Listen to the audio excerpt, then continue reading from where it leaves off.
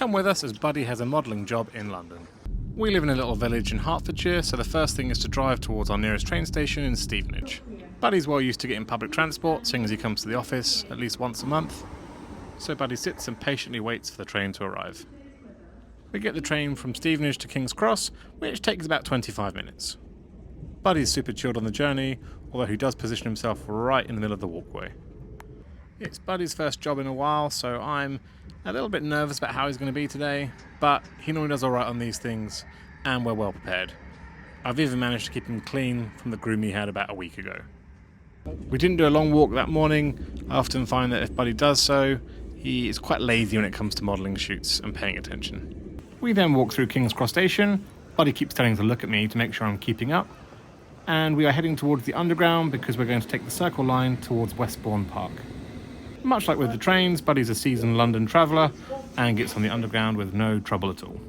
We were aiming for Notting Hill because we were due to meet the team at about 10 o'clock that morning. I had a few details about the shoot, the client, and the location of where to meet, and what was required of Buddy.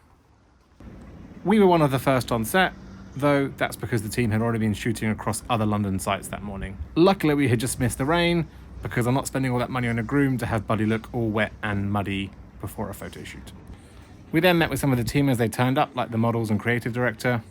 Buddy would need to run alongside one of the models as they were advertising new sportswear from Nike. I did chuckle slightly at having a 50-kilogram dog which was designed for pulling being a model for running. And we had a few practice runs with Rayan, the model, who did great and I think was enjoying Buddy's enthusiasm. The team switched angles a few times. They switched between filming and photos.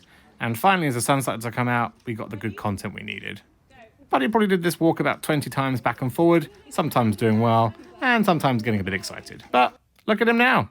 He's the star of ASOS. After a couple of hours on set, it was then time for us to head back home. Despite it not being the most energetic of photo shoots, he was tired and slept on this lady's foot. We took a slightly different route back, ending up going on the Elizabeth line via Farringdon, and then getting back on a train up towards Stevenage. As per usual, he sat on my feet. He got some ear scratches because he was actually really good today.